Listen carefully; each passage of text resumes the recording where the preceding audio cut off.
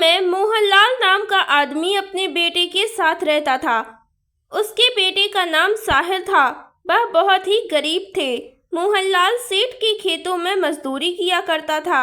वह अपने बेटे को सफल इंसान बनाना चाहता था, इसीलिए वह सारा दिन मेहनत करता ताकि वह अपने बेटे को पढ़ा लिखा सके।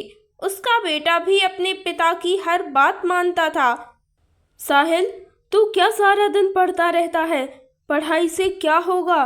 करनी तो हमें मजदूरी ही है, इसलिए तू पढ़ाई छोड़ दे।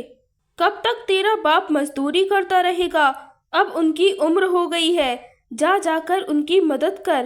यह बात साहिल के सीधा दिल पर लगती है और उसे खुद पर शर्म आने लगती है। तब वह अपने घर चला जाता है और कुछ देर बाद उसके पिता भी घर वापस आ जाते हैं। पिताजी, अब आपको मजदूरी करने की कोई ज़रूरत नहीं है। अब आप बस आराम कीजिए। अब मैं सेठ के खेतों में जाकर मजदूरी करूँगा। दोबारा मुझसे ऐसी बात कभी मत करना। मैं तुझे सफल इंसान बनाना चाहता हूँ, इसलिए तो मैं इतनी मेहनत करता हूँ ताकि तू पढ़ लिख कर शिक्षा हासिल कर सके, ताकि तुझे गरीबी की ज़िंदगी ना जीनी पड़े। और तू मेरे सपनों पर पानी फेरना चाहता है। मुझे माफ़ कर दीजिए पिताजी।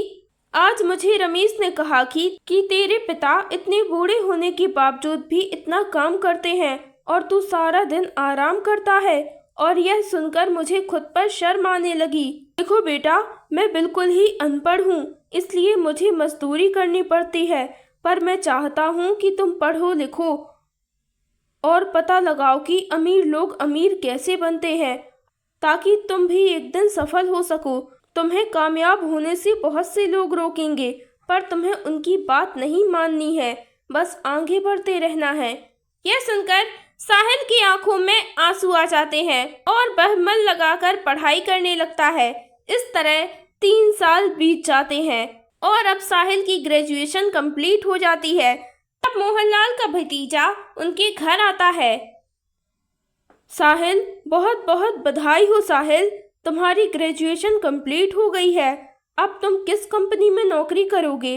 भैया, मैं नौकरी नहीं, बिजनेस करना चाहता हूँ। अरे बिजनेस? तुम इसके बारे में सोचना भी मत। लगता है तुम्हें मेरे भाई के बारे में कुछ पता नहीं है। उसने गहनों की दुकान खोली थी और कुछ ही दिनों में उसकी दुकान में चोरी हो गई और उसे लाखों का नुकसान हो गया। इसलिए कहता हूँ, बिजनेस का ख्याल अपने मन से निकाल दो और चुपचाप एक अच्छी सी कंपनी में नौकरी कर लो। यह सुनकर उसका हौसला टूट जाता है, पर तभी उसे अपने पिता की बात याद आती है। चाहे मेरा नुकसान हो या फायदा, अब तो मैं बिजनेस ही करूँगा। यह सुनकर उसे गुस्सा आता है और वह वहाँ से चला जाता है। तब साहिल कुछ पैसे उधार लेकर छोटी सी कपड़ों की स्टॉल खोल लेता है और इस समय में उसके पास बहुत से ग्राहक आने लगते हैं। और जब यह बात सेठ को पता चलती है तो वह बहुत ही गुस्सा हो जाता है।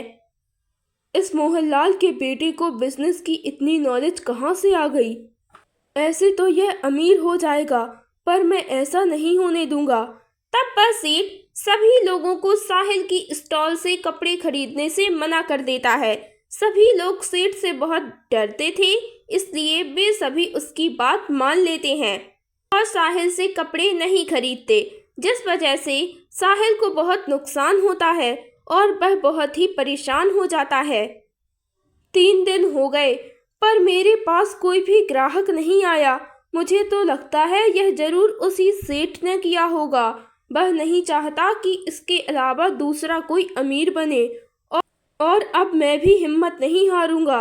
अब मैं शहर में जाकर बिजनेस करूंगा, चाहे अब मुझे और कर्ज क्यों न लेना पड़े। तब वह कर्ज लेकर शहर में एक कपड़ों की दुकान खोल लेता है। देखते ही देखते उसकी दुकान ग्राहकों से भर जाती है और उसको अच्छा मुनाफा होने लगता है और कुछ ही सालों में उसकी दुकान शहर में मशहूर हो जाती है और अब वह बहुत ही खुश हो जाता है। साहिल की कामयाबी को देखकर उसके पिता बहुत खुश हो जाते हैं।